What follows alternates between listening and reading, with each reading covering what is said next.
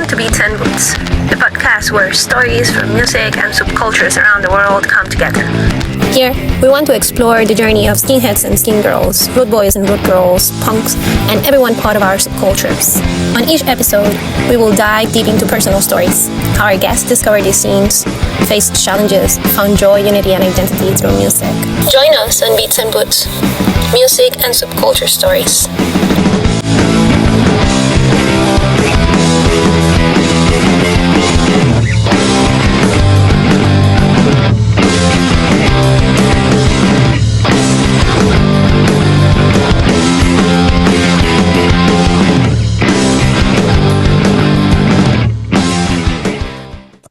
Welcome to Beats and Boots, music and subculture stories. Hailing from Wales, today's guest is a legendary figure in the Oi music and skinhead subculture.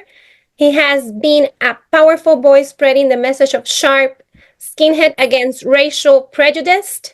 Our guest has been part of many bands such as Section 20, Insanity Squad, the D Teez, Tied It Up, and Personality Crisis. He is also the frontman of the band The Oppressed. Let's welcome Roddy Moreno.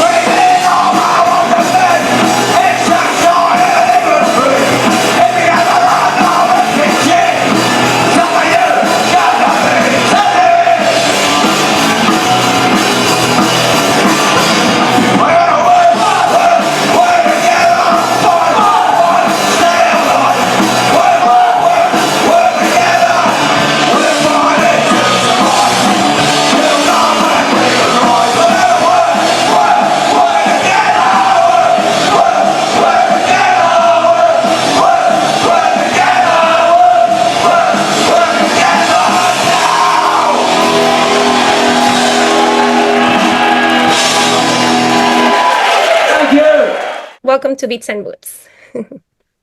Thank you so much for accepting my invitation. I'm really excited to share your story.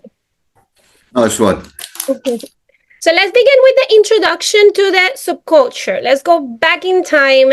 Can you take us back to your early days? What first pulled you into the originally punk scene, right? And then Oi culture growing up in Wales? Well, I suppose life really kicked off. If I'm looking down, it's because I'm rolling a cigarette. Don't worry.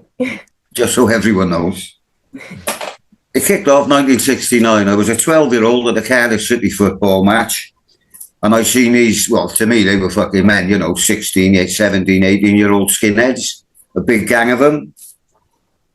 And to a 12-year-old, it blew my mind. Do you know what I mean? And so I went home, got my haircut. My brother gave me a pair of hobnail boots. I stole my father's braces. Bob's your uncle, I was a skinhead. I walked on the streets. My mate said, "Fucking hell, what are you, Rod?" I said, "I'm a skinhead, Will." So we went out, got his haircut, bought a pair of boots. Within 6 months, the whole of Llanrummy, the estate I'm from in Cardiff, it was skinheads. Everyone becomes skinheads. So that's how I got into it, just seeing skinheads at the football match. And for the first 4 years, skinheads, suede head, boot boys, fashions changed, they got longer, trousers got baggier. And by the time we reached the age of like 17, it was more or less dying out. And like the only way you could get into nightclubs was to wear like baggy trousers, and so the fashion had totally changed. So that went on for about 2 years until about 76. And then punk come along. I went to a punk gig, and the buzz I got at the punk gig was the buzz I used to get a few years old before when I was a skinhead. So I got into punk for 4 years. In 1980, I went to prison for a year. And when I come out, I just happened to have my hair cut short and noticing that there were fucking loads of skinheads about again. But this was like the second wave. Mm-hmm. So I just got back into it again, and I've been into it ever since.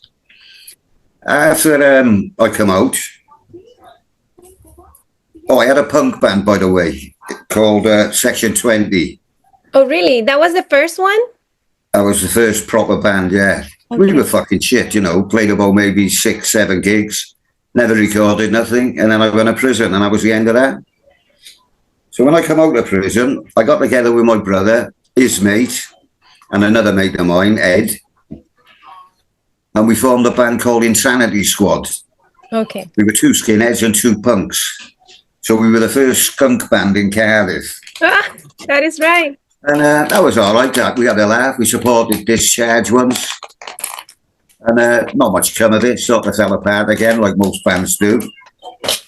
Then me and a mate went to see the Oppressed play. It was their first gig in the Central Hotel in Cardiff. And I remember standing there with my friend, turning to him and saying, "I'm going to be in this fucking band. They needs me." Like, they were good, don't get me wrong, but nobody had any musicianship, if you know what I mean.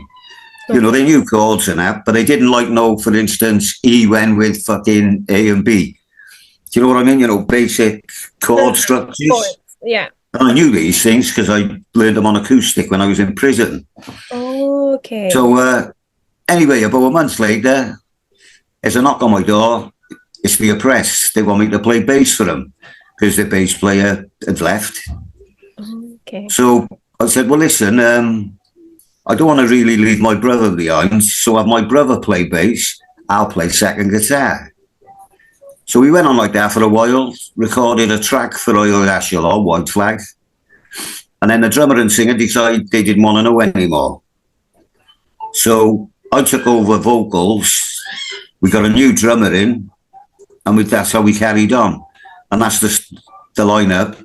Ducky, the originator, who formed the band, and he's back with us now. My brother Dom on bass, a kid named Lee on drums, and we're the ones who recorded all the early EPs and 7 inches and the Oi Oi Music album. So we had about maybe 3 years before we got fed up. It ended up, every gig we played, had ended up with fucking riots. Really? It was mostly like football related. Oh, okay. Because we always took the boys with us, the Cardiff crew. So you can imagine, fucking 50 Cardiff skinheads turning up in Leicester. The locals wasn't happy, Anyway, we'd get police escorts back over the border into Wales from England.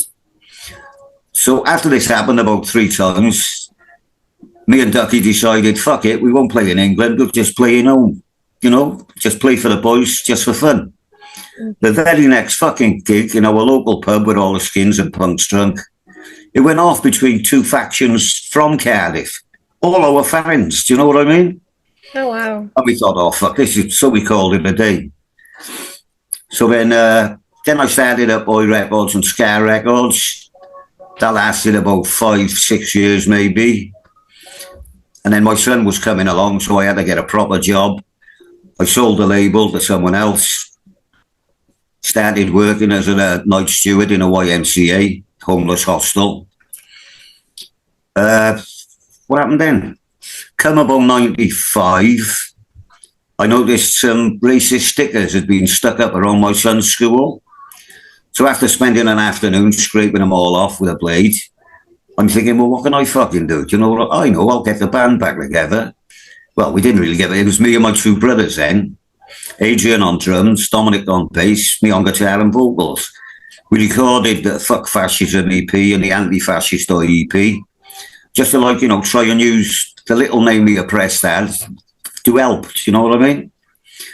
And then Anti-Fascist Action gave us a call and said, do you want to play London? I said, yeah, all right. They goes, well, what happened? The Business played not long ago and Combat 18 turned up, and this Combat 18 said, we're doing your security. The Business said, no, you know, we got our own fucking security, we don't need you. They said, if we don't do it, the gig won't go ahead. And the Business said, yeah, fuck off. Anyway, later on, a load of fucking CHA turned up, smashed the fucking pub, the gig didn't happen. And then they made a big announcement online, no skinhead or oi bands can play London unless Combat 18 did the security.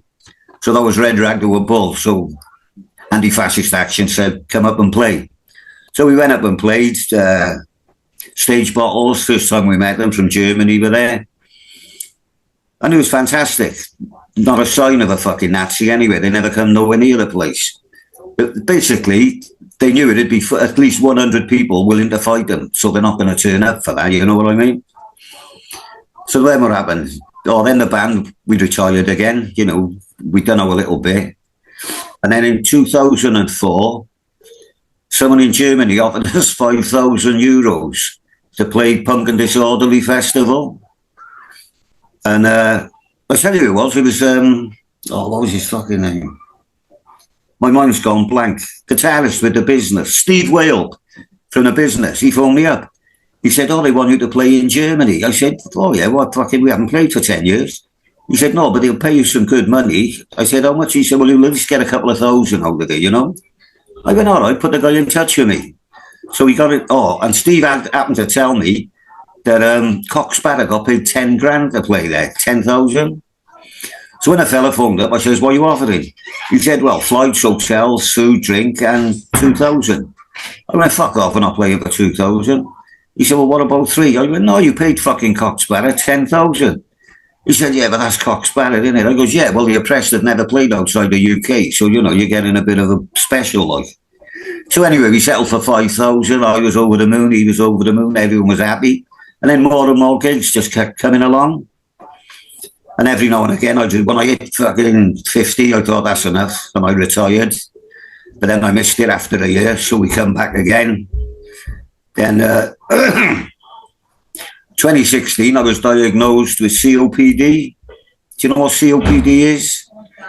Chronic obstructive pulmonary disease. I think they used to call it emphysema in the old days. Basically, it means I've lost 50% of my lung capacity. Wow. So I thought, fuck it, and I called it a day. But in 2018 or 19, I went to Paris to watch the Prowlers play. My mates, like, from Canada. I know them. And they pulled me on stage for work together, and I loved it. It was fucking brilliant. I remember, how, you know, what I was missing, like, you know. And I thought to myself, I wondered if I could. So I went home, and on my own, I booked a studio, played the set on MP3, loud as fuck, and screamed over the top, like. And I discovered that I could still sing for an hour, you know what I mean? Yeah. I think it's got something to do with the way I sing, you know, like, I'm breathing in and out heavily all the time. Anyway, I thought, oh, fuck it, we'll give it another go. This is when Ducky come back, the originator of the band. Oh. We got 2 new boys in with us, who fucking brilliant fellas, Shay and Ross. I said to them, right, here's the music. We'll get together in 6 weeks. We got together in 6 weeks. And we could have played that night. They'd learned everything exact, perfect. Wow. The only fuck-ups was me, because I forget things. But so we got, like, then, load of gigs lined up. First one was going to be Paris. It was a Friday and a Saturday. The Friday night happened. Saturday, they said, COVID restrictions, no more gigs. So the first gig went down. And then that whole year, about 12 gigs. They all went down with COVID. The following year, same thing. We had another, 12, 14 concerts, and they all went down because of COVID. Eventually, the restrictions were lifted, and we haven't stopped playing since. And now we've been to the States for the first time. We played a couple of gigs in New York. I know. And it was fucking amazing. I saw the videos. They amazing. Yeah, well, that's the basic how it's been since the start. In restaurant outside, I saw the videos. Everybody having a blast. That was really cool. Go back a little bit when you went first time to New York City. Your first experience with the Sharp movement, right? I know you met there the founders, right? Well, no, I met the I think Marcus was the founder, wasn't he? Marcus Pacheco or something. I didn't meet any of them. Who I met was the first Sharp band, The Press. Oh, I met their singer, Andre. Okay. I'd gone to see him rehearse one night with a band called fucking hell, I can't remember. Anyway, I saw them rehearse. Andre took me and my mate to a record shop. While we were in there, I just noticed these Sharp flyers, the "Don't Crucify Us All for the Sins of a Few," with the explanations. And I said, "What's all this about?" So he told me how Sharp come along, fed up with media representation, to making us all look like fucking racists and shit. And I thought, well, that's a fucking good idea, isn't it? So I went home and I took the idea, but obviously the original patch was Stars and Bars, which wouldn't work in Britain. So I decided to reverse the Trojan helmet, because that was the only way Sharp looked cool in the plume light. Mm-hmm. And then I went up to the first London Ska Festival with a load of flyers, leaflets, patches, badges and stuff, encouraging people to get on board. And then it went from people in Britain getting in touch with me, saying, how do we do this, and blah, blah, blah, to people from Europe getting in touch, and then people from fucking all around the world. And now it's a worldwide phenomenon, do you know what I mean? Born in the USA, and I booted it around the world. And when that happened, that ska show, what year was that? I was in about 88. 88, okay. Yeah. Over the years, there had been a lot of misunderstanding about, the route that the skinhead culture took during the 80s. We know that the origin of the movement was completely... Oh, yeah, the Sharp movement. How do you personally define the movement right now? How do you see it? Like, the way I always seen it. It's not a movement, it's a simple statement. What it says, Skinheads Against Racial Prejudice. It's just us taking a stand, letting the boneheads know we got fuck all to do with you lot, letting Joe Public know we got fuck all to do with these lot. It's like a two-pronged fucking attack. On the one hand, I'd encourage people, if you're putting on bands or putting on reggae nights or whatever, bill it as Skinheads Against Racial Prejudice presents. A, it keeps the boneheads away because they know they're not welcome. And B, Joe Public will see the flyers and think, well, maybe I got it wrong. Maybe they're not all fucking Nazi cunts, you know what I mean?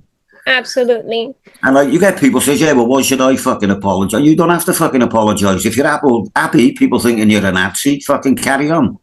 But some of us are not happy with people thinking that. Do you know what I mean? It's our fucking culture that these bastards are trying to bastardise.